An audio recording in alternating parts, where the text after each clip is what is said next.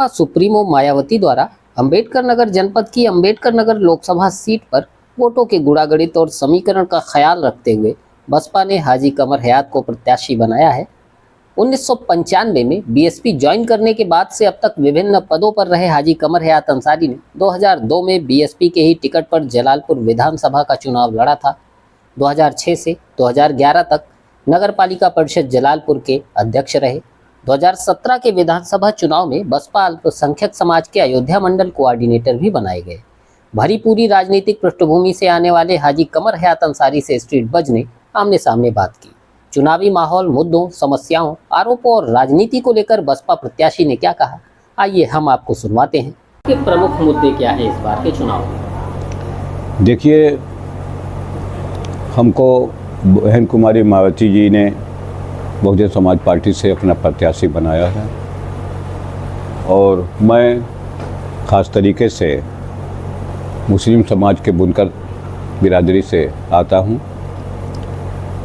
हमारे जो प्रमुख मुद्दे हैं,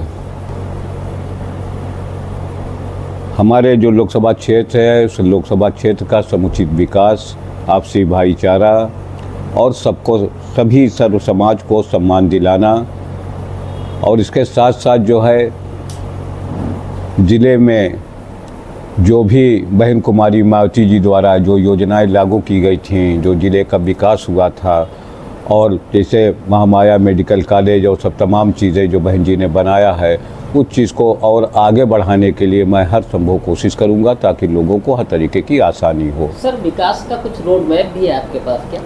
विकास का रोड मैप यही है कि मैंने बताया कि सारे लोकसभा क्षेत्र का समुचित विकास, जहाँ जहाँ भी ज़रूरत महसूस होगी, जहाँ जहाँ लोग समस्या बताएंगे, उन सब तमाम चीज़ों का मैं हर तरीके से विकास करने की कोशिश करूँगा।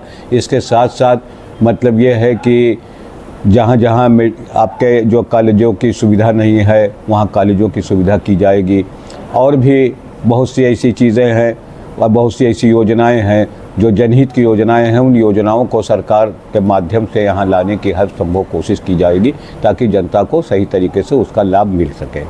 सर, कहा जा रहा है कि आपको बीजेपी का डमी प्रत्याशी कहते हैं। असल में देखिए, ऐसा है कि समाजवादी पार्टी के लोग, चूँकि मुस्लिम समाज, अब इन लोगों की मतलब ये कहने का है इन लोगों के दिल में क्या रहता था, किस तरीके से मुस्लिम समाज को ये लोग जो है वरगला करके वोट, बीजेपी का डर दिखा करके वोट हासिल कर लेते थे। आज मुस्लिम समाज उस चीज़ को समझ गया है। मुस्लिम समाज बहुत ही अक्सरियत से हमारे साथ जुड़ गया है, तो इनको एक मुस्लिम जो है प्रत्याशी जो है इनसे समाजवादी पार्टी के लोगों से बर्दाश्त नहीं हो रहा है। इस वजह से ये लोग जो है अनाप शनाप आरोप लगा रहे हैं। हमारा समीकरण 4.5 लाख यहाँ दलित वोटर हैं और 3.5 लाख जो है यहाँ मुस्लिम वोटर हैं। इतना बढ़िया समीकरण से हम चुनाव लड़ रहे हैं और जीत रहे हैं और ये लोग इस तरीके की बात कर रहे हैं। ये सारे मुस्लिम समाज की जो है मतलब बेइज्जती है, सारे मुस्लिम समाज का अपमान है जो इस तरीके की बात ये कर रहे हैं। पहली बात ये 4.5 लाख दलित वर्ग के लोग, 3.5 लाख मुस्लिम वर्ग के लोग के समीकरण पर मैं चुनाव लड़ रहा हूँ और इनको एक मुस्लिम प्रत्याशी समाजवादी पार्टी को पच नहीं रहा है। सर, बुनकरों की समस्या हर जगह है, चाहे टांडा हो, जलालपुर हो, राजगढ़ हो, आप समाधान के लिए क्या करेंगे? देखिए, बुनकरों की बहुत बड़ी समस्याएं हैं, ख़ास तरीके से बिजली की समस्या, ख़ास तरीके से जो है फ्लैट रेट, मतलब ये कहने का है पर जो उनको जो है बिजली मुहैया कराई जाती थी वो वैसे ही जो है अभी अधर में पड़ा हुआ है और इसके साथ साथ बुनकरों के काफ़ी बकाए हो चुके हैं। तो 2-3 बातें हैं। पहली बात, इन समस्याओं के समाधान के लिए हर संभव कोशिश की जाएगी। दूसरी बात ये भी, अगर मुझको जो है मतलब ये कहने का है कि जनता की दुआओं ने, जनता के आशीर्वाद ने हमको पार्लियामेंट तक भेजा, तो एक चीज़ ये भी होगी कि बुनकरों का जो कच्चा माल है उसके जो है सरकार द्वारा मतलब ये कहने उसके निकासी के लिए कोई प्रबंध किया जाए ताकि जो है छोटे जो बुनकर हैं या गरीब बुनकर हैं या मीडियम क्लास के बुनकर हैं उनको भी फ़ायदा मिल सके, उनको भी रोजी रोटी मिल सके।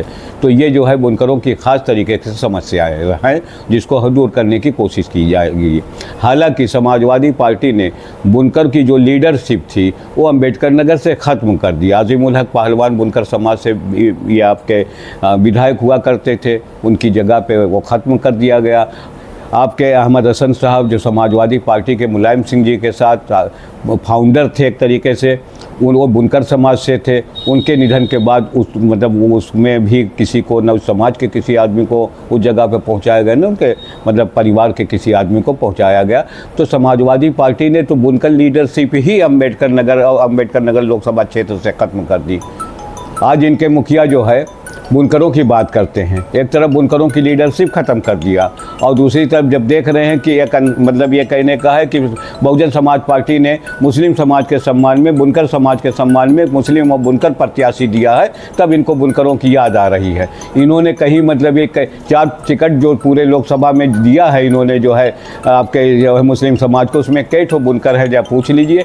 इन्होंने जो है अजीमुल हक पहलवान की जगह पे जो है दूसरे समाज के लोगों को टिकट दे दिया। ये तो सब बुनकर नगरी माना जाता था टांडा, इससे बड़ा अपमान बुनकरों का क्या हो सकता है। आज ये लोग घड़ियाली आंसू बहा रहे हैं, इसलिए कि बहुजन समाज पार्टी ने बुनकर के सम्मान में, मुस्लिम के सम्मान में जो है आप ये कहने कि बुनकर समाज के आदमी को जो है टिकट दिया है।